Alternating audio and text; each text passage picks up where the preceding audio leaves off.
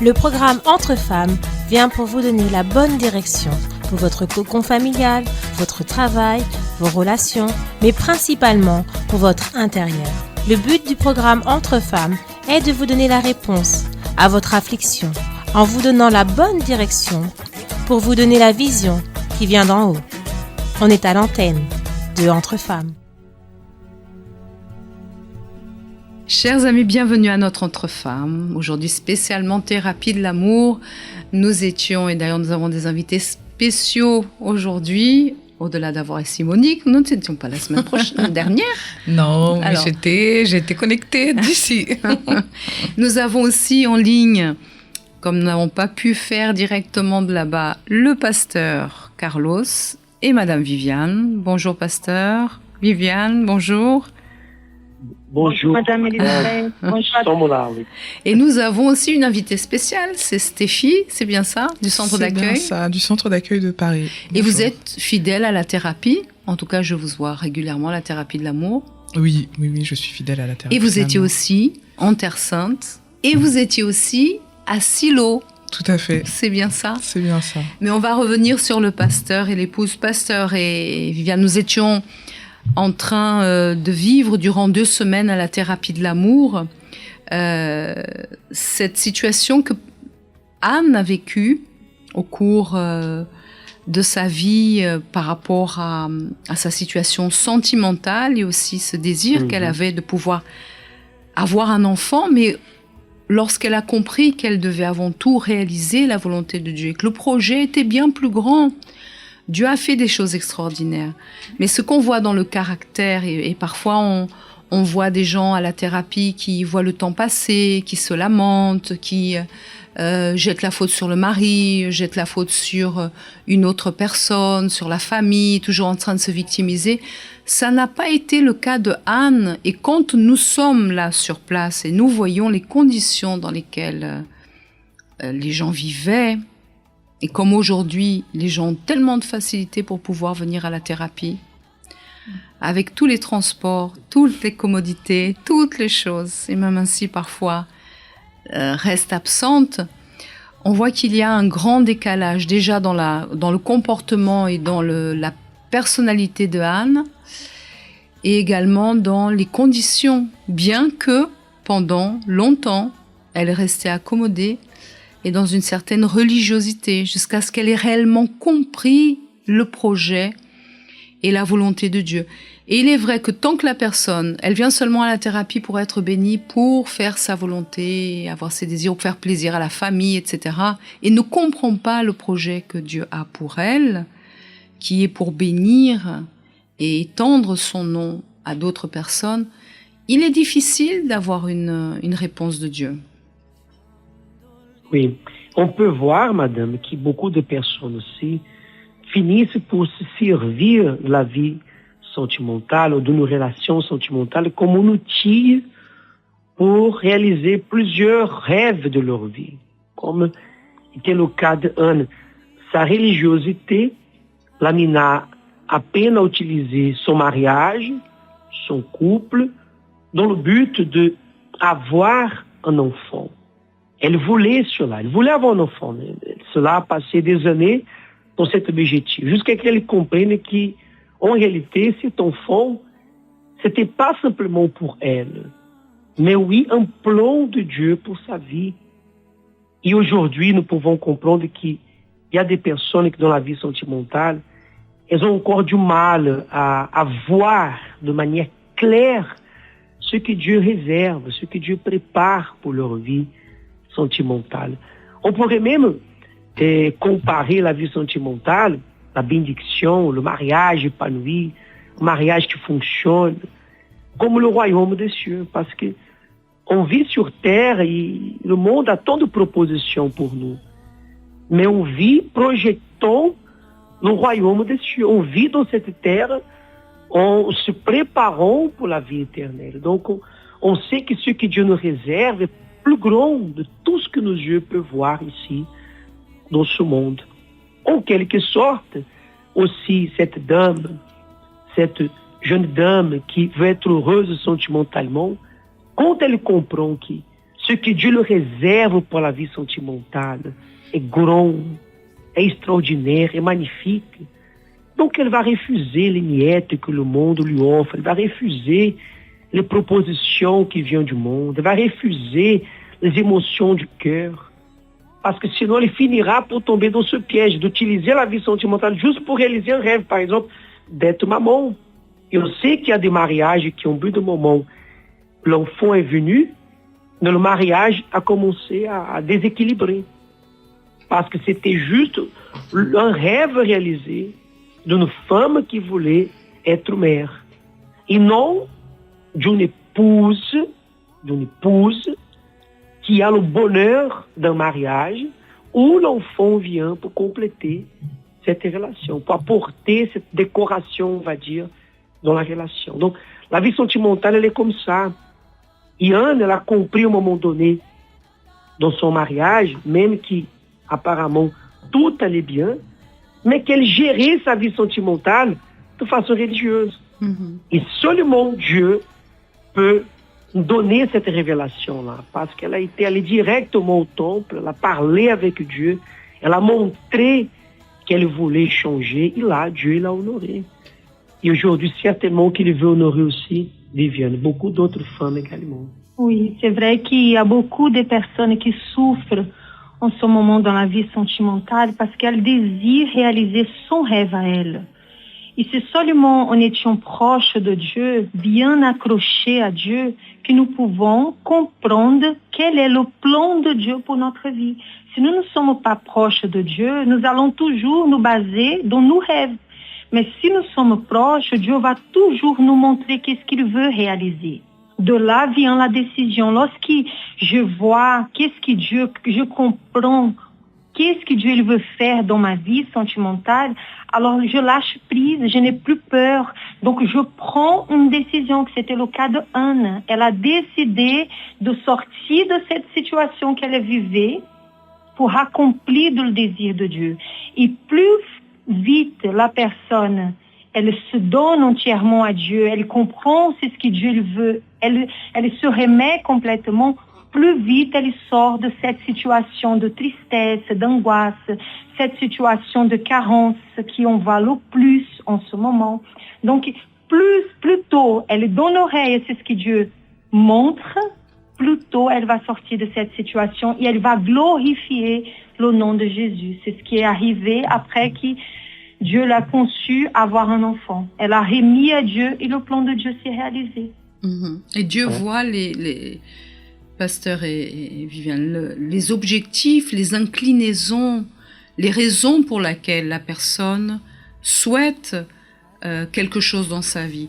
Parfois, il existe aussi, et c'est ce que nous voyons aussi au niveau du peuple, parfois aussi de la jeunesse, on écoutera aussi Monique tout à l'heure, dans le sens où ils veulent obtenir quelque chose, un mariage, même après un enfant, pour faire plaisir à la famille.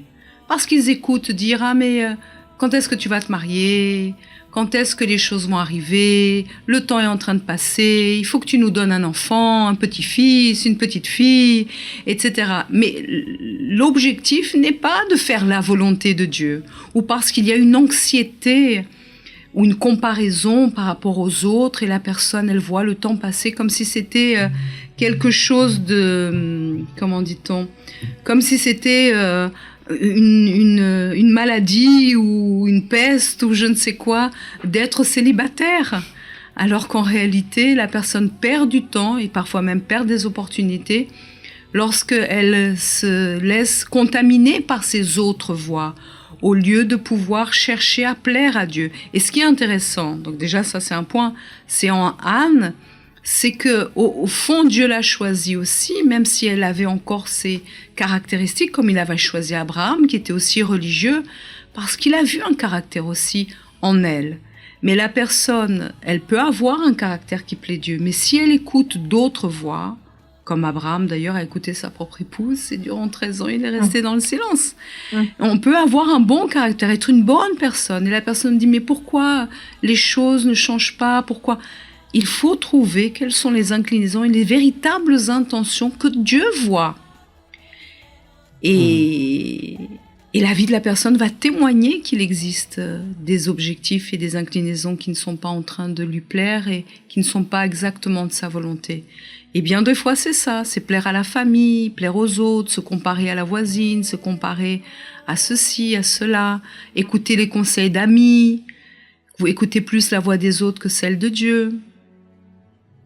Oui, madame, et là on voit aussi dans la vie sentimentale, malheureusement cette erreur. Beaucoup aujourd'hui sont en train de rentrer dans une relation, fréquenter quelqu'un, assumer même parfois un mariage, juste pour exposer à tout le monde. Voilà, moi aussi, finalement.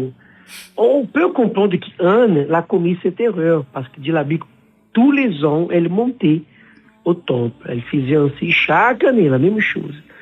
Peut-être que Dieu voyait qu'au dedans d'elle, tout ce qu'elle voulait est montrer à Pénina. Voyez, Pénina, j'ai un enfant. Voyez, moi aussi. Et Dieu voit ça aussi au dedans de nous. Dieu voit cette dame, elle veut tout simplement rencontrer quelqu'un pour montrer à ses copines, comme vous disiez, pour montrer à la famille. Si elle veut un enfant, parce que sinon la famille va la prendre comme, malheureusement, parfois, il y a des personnes qui sont vues comme maudites. Si elle n'arrive pas à engendrer un enfant, la famille va la considérer comme elle est quelqu'un maudite. Donc elle veut à tout prix enlever cette figure de quelqu'un maudit. Elle veut à tout prix arriver avec un enfant ou une relation juste pour que les autres la voient. Voilà, finalement, moi aussi. Mais elle va souffrir certainement parce que si elle rentre dans une relation qui n'est pas guidée par Dieu, elle va souffrir les conséquences. Mais quand elle accepte le plan de Dieu, parce que si on voit Anne, acceptons le plan de Dieu. Quand elle demande cet enfant, non plus pour elle, mais pour Dieu, donc je veux cet enfant pour toi, alors ça a changé. Donc aujourd'hui, quand quelqu'un demande, oh Dieu, je veux un mariage pour te glorifier, je veux être heureuse sentimentalement pour que le Seigneur soit glorifié, que tout le monde sache que tu es le Dieu qui prend soin de moi, que ma famille vienne voir que le Seigneur prend soin de moi, que ma vie sentimentale est bénie par toi. Donc là, c'est le plan de Dieu, la volonté de Dieu, et non tout simplement sa volonté. Nous savons qu'il y a des gens qui parfois prient, Seigneur, je veux cette personne pour moi. Oh mon Dieu, donne-moi cette personne. Oh Dieu, c'est elle que je veux soit. C'est sa volonté encore. Et elle ne priorise pas si cette personne est de la volonté de Dieu, le plan de Dieu, on va dire, madame Isabelle. Tout à fait. Parfois, c'est une personne, d'ailleurs, même qui est incrédule. Ça, on le voit aussi. On va écouter un peu Monique aussi, qui n'a rien à voir avec la foi. Ah, mais il est gentil. Ah, Dieu peut même le changer. Seigneur, change. C'est-à-dire que la personne fait même du forcing pour que Dieu change la personne et qu'il devienne une personne de Dieu et que ça soit absolument lui et que ça soit la personne qui... c'est elle. Et Dieu doit faire tout avec un coup de baguette magique pour le changer en chrétien et quelqu'un qui... Et c'est Dieu qui doit se soumettre à sa volonté. Et elle ne se préoccupe pas si c'est la volonté de Dieu ou pas. Et ça, on le voit aussi chez les jeunes. Oui, énormément. Et j'étais en train de penser ici aussi que quand la personne elle est définie comme Anne, à un moment donné, elle a eu cette définition à l'intérieur d'elle. Quand la personne, je prends le cas du célibataire, quand la jeune fille ou même le jeune homme, ils sont célibataires et qu'il y a cette demande de la part de la famille, de la société en général, quand la personne elle est vraiment décidée à écouter la voix de Dieu, ça démontre la manière de vivre de la personne, la position de la personne devant la famille, devant la société. Ça parle déjà. On voit des fois, on écoute des fois les jeunes filles qui viennent nous voir pour parler. Exactement ce que vous venez de dire. Ah, mais ma maman, à chaque fois, elle demande quand est-ce que je vais présenter quelqu'un. Et on voit que la personne, elle est mortifiée avec cette situation. Elle a honte. Combien de femmes, des fois, elles ont même honte d'aller dans les anniversaires de la famille, dans les commémorations dans la famille, parce qu'elle sait déjà qu'il y aura quelqu'un de la famille qui va venir demander. Et quand est-ce que tu vas te marier? Tu es déjà un âge avancé pour avoir des enfants. enfants. Mais quand la personne elle a cette définition à l'intérieur d'elle, mon Dieu, coûte ce qui coûte. Je vais t'être fidèle et je sais que tu vas m'honorer. Cela dégage. Et même les gens qui sont de l'extérieur, ils vont pas oser à venir imposer ce genre de choses à la personne. Mais on voit que quand la personne elle n'est pas définie, elle se laisse emporter par ce que les gens, la société en général parlent. Tout à fait. Et pasteur et Viviane, c'est un désastre lorsque la personne, elle se laisse dominer par les sentiments et finit par se plier devant parce que ce qu'elle veut juste, c'est montrer une bague au doigt. Peu importe qui va être la personne qui va venir. Ce qu'elle veut, c'est faire taire ses voix et vouloir prouver qu'elle a réussi. Sauf que le problème, c'est que bien des fois, et c'est les conseils de la thérapie qu'on reçoit, connaître la personne, savoir sa vie, qu'est-ce que la famille pense de cette personne, comment est sa vie professionnelle, financière, comment il vit. Elle voit pas les détails. Ce qu'elle veut, c'est faire taire ses voix et arriver à un objectif. Et ça, c'est quelque chose qui, comme on dit souvent, cette racine qui est là en train d'essayer de la dominer dans sa vie sentimentale, si elle n'est pas traitée par la parole de Dieu et s'il n'y a pas un avant et un après dans son intérieur, va finir par être un piège pour elle. Oui, c'est vrai, Madame Elisabeth. Et aussi, la personne, elle a aujourd'hui tellement de possibilités, comme vous avez dit au départ, qui, dans cette époque, elle n'avait pas ces possibilités qu'aujourd'hui nous avons, ces facilités qu'aujourd'hui nous avons. À part tous les conseils dans la thérapie de l'amour, la parole de Dieu, les exemples bibliques, la personne est là, les propres expériences qu'elle a déjà vécues une fois, peut-être, dans sa propre vie. Et aussi, elle a déjà vu dans sa famille, autour d'elle, même à l'intérieur de l'église, combien de gens ont passé par le chemin facile. On a sauté les étapes, on fait comme ils voulaient, ils faisaient les choses pour montrer aux autres qu'ils ont réussi tel. Mais après, il y a eu la frustration. Aujourd'hui, ce sont des personnes, malheureusement, qui beaucoup souffrent dans la vie sentimentale. Beaucoup de situations qu'on traite dans la vie sentimentale à la thérapie de l'amour, ça vient des frustrations des personnes qui ont pris un chemin complètement opposé à celui que Dieu voulait. Donc, à part tous les enseignements, il y a aussi les exemples. Donc, si nous, aujourd'hui, nous regardons que les exemples, ça les servit déjà pour qu'on prenne la bonne décision. Parce que Dieu, il ne veut pas notre souffrance. Dieu a créé l'homme et la femme pour qu'ils soient heureux, pour qu'un prenne soin de l'autre, pour qu'ils soient un témoignage et qu'il veut faire de nous comme il a fait avec Abraham. Donc, à travers Abraham, il a béni toute la famille de la terre, disait Dieu, c'est ce qu'il veut faire aujourd'hui dans notre vie, bénir notre famille, que nous soyons un repère pour les enfants. Mais il faut passer par un chemin qui c'est dur. Anne, elle a dû passer par ce chemin. Elle a ouvert main à un moment donné de sa propre volonté pour faire celle de Dieu.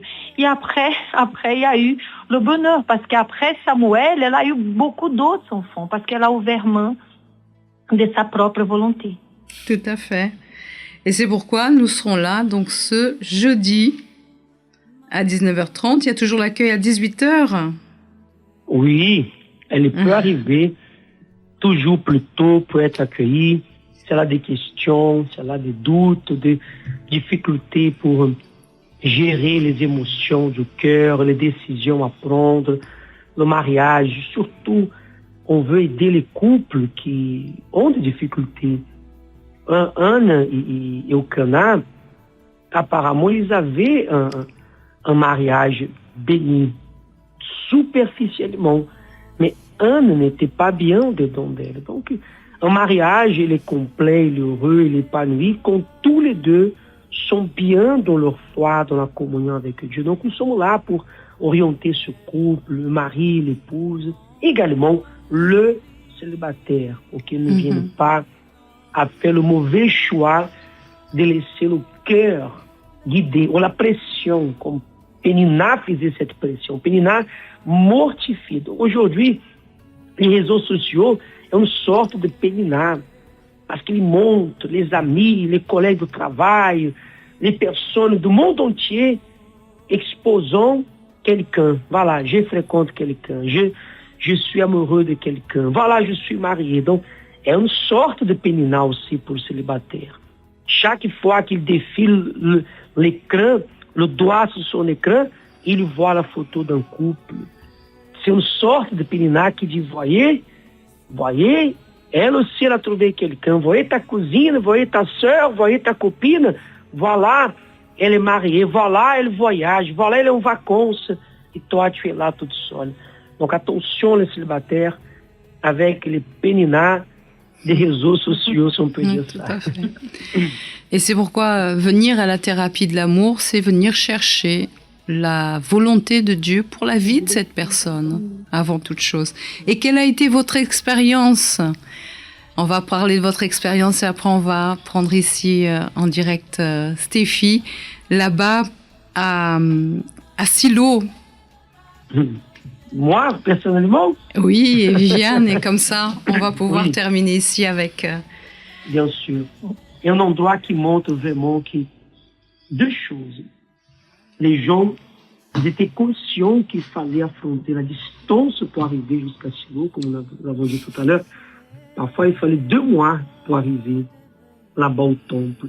Ils allaient 2 fois par année, 2 mois de trajet, portant avec eux les animaux, portant les offrandes à présenter dans le temple. Donc, c'était un trajet qui c'est pas simple à réaliser.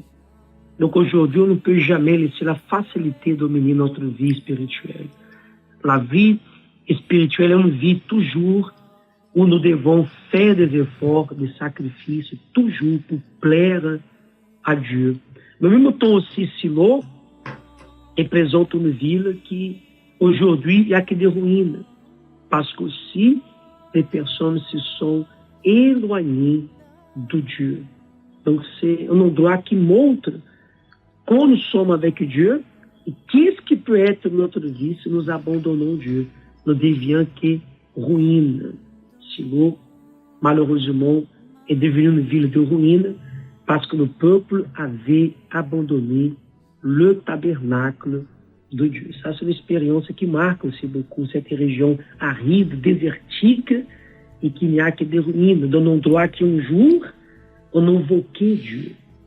Et combien sont ceux qui aujourd'hui vivent une vie comme ça, une vie dans la foi en ruine, parce qu'elle s'est éloignée de Dieu. Mais elle peut toujours se rapprocher de lui parce qu'il est prêt à la recevoir pour nous. Oui, une vie accommodée que nous ne pouvons jamais accepter dans notre vie. Nous devons toujours chercher accomplir quelle est la volonté de Dieu.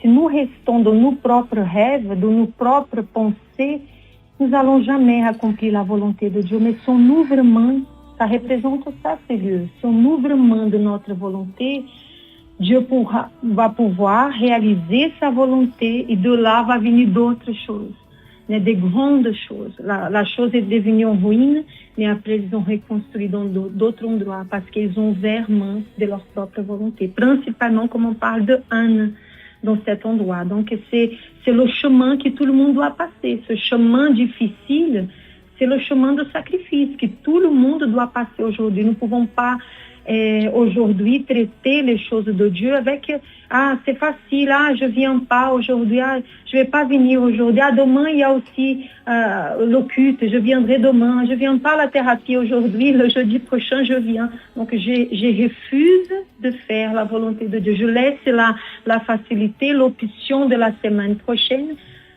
étouffer cet engagement que je dois avoir tous les jours dans ma vie. Amen. Et c'est pour ça qu'on se retrouvera donc ce jeudi, 19h30, 18h. C'est ça, 18h30. Pour l'accueil, 18h. Exactement. En tout cas, ça a été un plaisir de vous avoir en ligne, d'avoir passé ces 7 jours en Israël. Oui. Et je souhaite que d'autres personnes puissent avoir aussi ces opportunités de traiter leur intérieur. Tout à fait. Ce pèlerinage est pour traiter l'intérieur. La thérapie de l'amour est pour traiter l'intérieur avant toute chose, se voir. Et c'est pourquoi nous allons donner continuité ce jeudi à 19h30. Amen. Ça a été un plaisir de vous avoir. Amen. Que Dieu vous bénisse et on se retrouvera jeudi ici au 264 rue du Faubourg Saint-Martin à Paris 10e. Merci infiniment, pasteur Carlos et Viviane. Amém. Que Dieu vous bénisse. Au revoir. Au revoir. Toutes les femmes qui nous écoutent. Merci. Merci beaucoup. Eh bien, Stéphie, vous aussi, vous étiez là? Tout à fait. J'ai eu cette grâce de pouvoir voyager en Israël, de découvrir les terres où notre Seigneur Jésus a vécu. Et j'ai eu du coup l'opportunité aussi d'être à Silo. Voilà, de voir le site de Silo. Et mon retour, il rejoint vraiment ce que pasteur Carlos et madame Viviane ont dit. En fait, les conditions nous montrent vraiment... les conditions nous montrent à quel point nous, on est confortable quand même. On est très confortable quand on se retrouve là-bas au milieu du désert et qu'on imagine parce qu'il y a beaucoup de monts et de vallées et nous, quand on y va, il y a déjà une route qui est tracée, mais si on essaie de se transporter au contexte de l'époque, il n'y avait pas forcément même cette facilité-là. Et de se dire que Anne a dû faire ce trajet pendant plusieurs années sans rien avoir, ça laisse à réfléchir et on comprend aussi en fait la nature et la force d'un sacrifice et surtout de l'objectif en fait qu'on a pour Dieu. Là, c'était son enfant qu'elle allait consacrer à Dieu, mais on fait le parallèle avec notre vie. En fait, on se dit, là, dans le cadre de la vie sentimentale, si je veux vraiment avoir cette vie sentimentale bénie, quel sacrifice je suis prête à faire? Est-ce que je le fais correctement? Est-ce que c'est en accord justement avec la volonté de Dieu? Est-ce que je veux vraiment glorifier Dieu? Donc ça nous entraîne à avoir une grosse remise en question. Et en fait, on a vraiment cette crainte en fait de se dire non, mon Dieu, si je veux justement un mariage qui va glorifier ton nom, ça reste une responsabilité. Et c'est pour ça que on prend le temps vraiment à la thérapie d'être focalisé, de vraiment boire tout ce qui sort de l'autel pour pouvoir être cette femme, pour mon cas femme, mais il y a aussi des hommes qui viennent pour être des époux, mais vraiment qui sont dans ce trajet-là de vouloir glorifier le nom de Dieu. Pour nous, en tant que femmes, on comprend vraiment la responsabilité d'être cette aide semblable. On en parle aussi aux méditations de Madame Christiane, et c'est vrai que quand on est là à Silo, on voit le sacrifice, on se dit mais en fait ce sacrifice-là, d'une autre façon bien sûr, mais dans notre mariage on va devoir le faire. On va devoir apprendre à être cette aide semblable, savoir où est notre place, comprendre vraiment la responsabilité de soutenir un mariage, un homme de Dieu.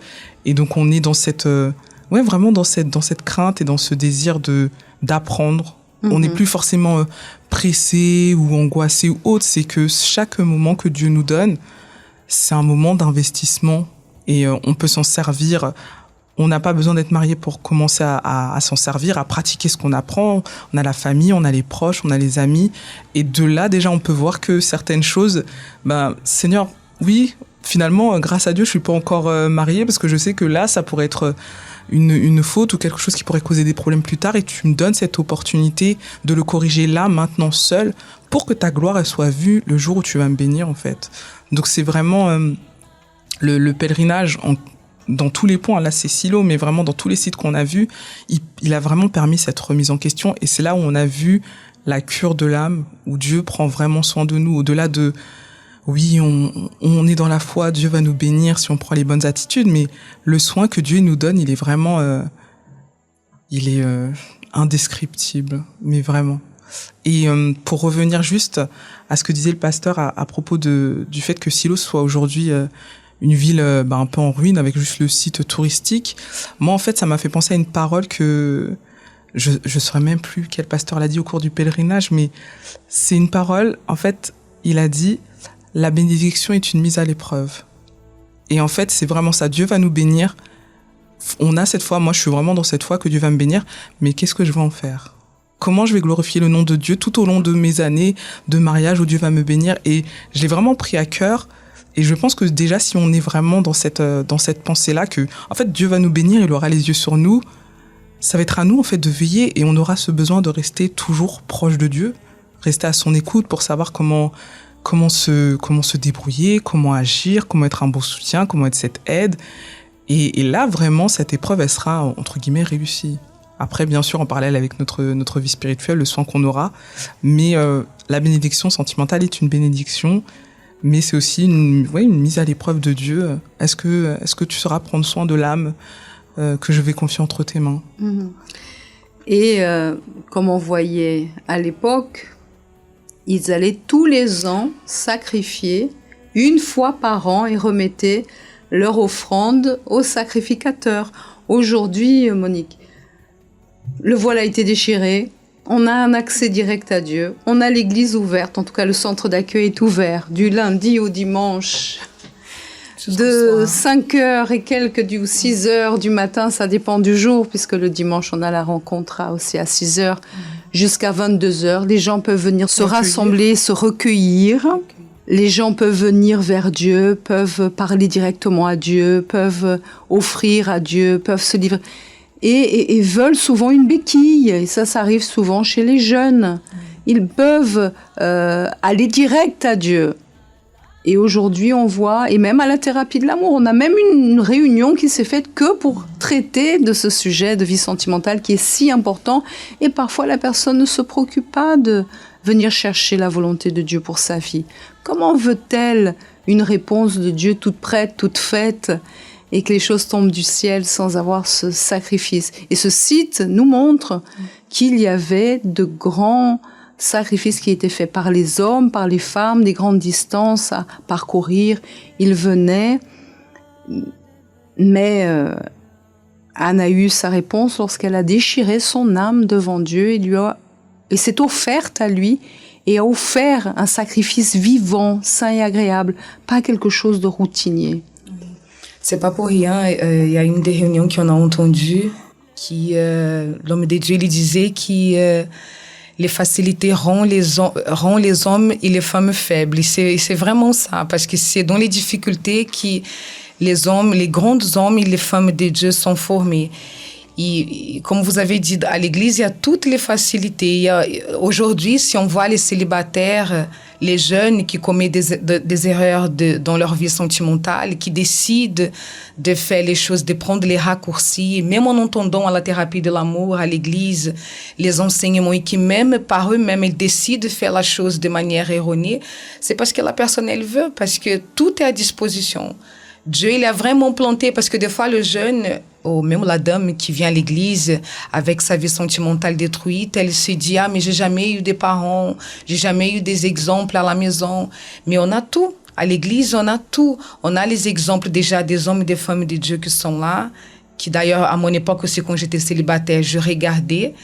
On a aussi, surtout la parole de Dieu, les enseignements qui sont là pour pouvoir prouver que Dieu il est capable de reconstruire, peu importe la vie que la personne elle peut venir présenter à lui. Mais il faut avoir vraiment cette humilité, être humble de cœur et esprit pour pouvoir pratiquer ce qui est dit. Tout à fait. Et ainsi pouvoir plaire à Dieu et faire ainsi la différence. Parce que bien des fois, quand on écoute les personnes, on reçoit les gens, et la personne raconte, mais c'est à cause de ceci, j'ai ce problème, cette difficulté, etc., etc.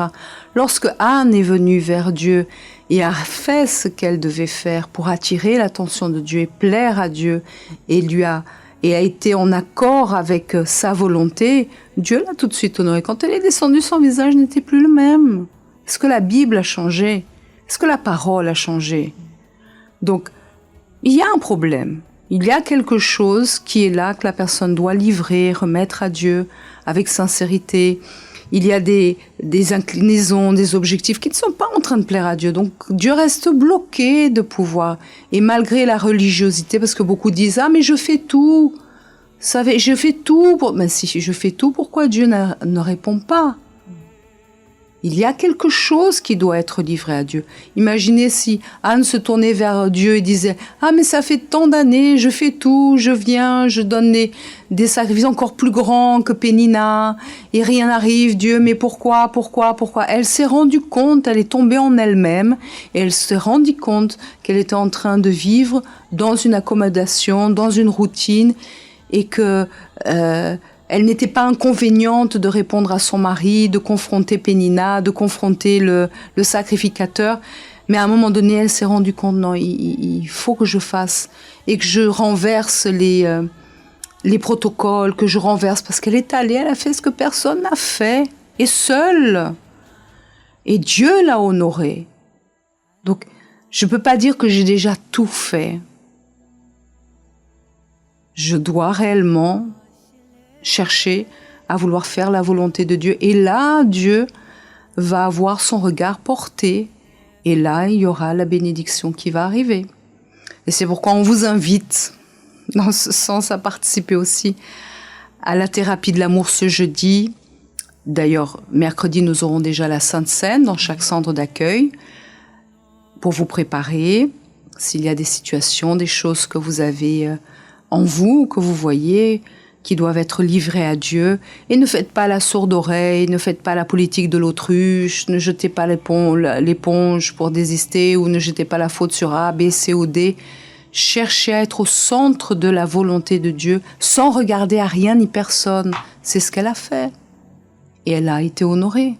Et elle n'a pas regardé les années qui se sont passées, elle ne s'est pas lamentée, ou c'est j'ai perdu tant de temps, finalement, j'étais pas dans la volonté. Non, elle a fait ce qu'elle devait faire. Point final, une fois pour toutes, et Dieu l'a honorée.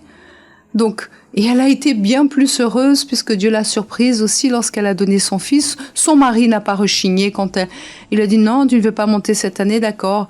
Quand il sera sauvé, tu vas monter, fais comme il te semble bon. Lui-même a été favorable. Dieu dispose toutes choses. J'ai dit, mais tu es folle, Anne. Ça fait des années qu'on attend ce fils. Et j'ai eu des enfants avec l'autre, Pénina, pour compenser la chose. Et maintenant qu'on a, tu vas le livrer au sacrificateur. Elle va même pas dire à Dieu, c'est au pasteur, à l'église. Non, il a été favorable. Dieu a disposé toutes choses.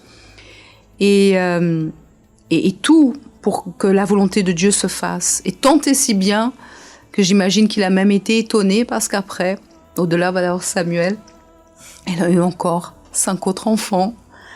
On ne parle pas d'eux. Ça a été type pour probablement faire taire les mauvaises langues et compenser un peu la chose par rapport à son époux. Mais jusqu'aujourd'hui, on parle de Samuel jusqu'aujourd'hui. C'est l'un des plus grands prophètes au sein d'Israël. Et de là, de ce vœu, ce sacrifice, Dieu a honoré de telle manière que la descendance du Seigneur Jésus est venue par David. Et ce vœu continue à opérer dans notre vie si nous voulons cette extension. Donc elle n'a pas cherché à avoir un fils, mais comme il nous a été bien expliqué en Israël, d'avoir cette semence d'homme ou de postérité pour qu'elle fasse partie du plan de Dieu de génération en génération. Et c'est ce que nous souhaitons, dans ce sens, enlacer le projet de Dieu. Et c'est pourquoi tous les jeunes de la Force Jeune sont invités à participer. Et n'oublions pas qu'aujourd'hui, c'est mardi. Oui. Et qu'est-ce qu'il y a mardi soir? Oui, il y aura ce soir. Il y aura ce soir la Connexion Fun à partir de 19h45. Et le thème, c'est un thème, une mélodie, la compétition musicale, mais on va continuer à discuter sur le thème du mois qui est vaincre la séduction. La séduction, exactement. Et qui s'enlace aussi. C'est très important.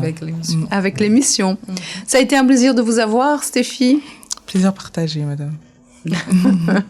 Monique, également. Merci, madame. Et n'oublions pas, est-ce que c'est une expérience à vivre, être en Israël?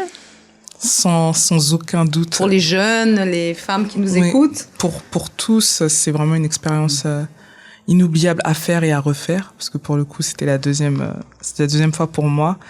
Et ça reste un moyen d'intensifier notre relation avec Dieu, parce qu'au final, c'est le soutien de tout ce qu'on pourra affronter dans cette vie, c'est notre relation avec Dieu. Plus elle sera intense et plus on arrivera à tenir ferme. Mais ce pèlerinage que nous avons eu actuellement par rapport à d'autres que nous avons pu vivre, il a été ciblé sur notre intérieur, sur cette restauration, sur cette guérison pleine de l'âme. J'utiliserai ce mot parce que c'est vraiment arracher toutes les choses, se voir dans tous les sites bibliques.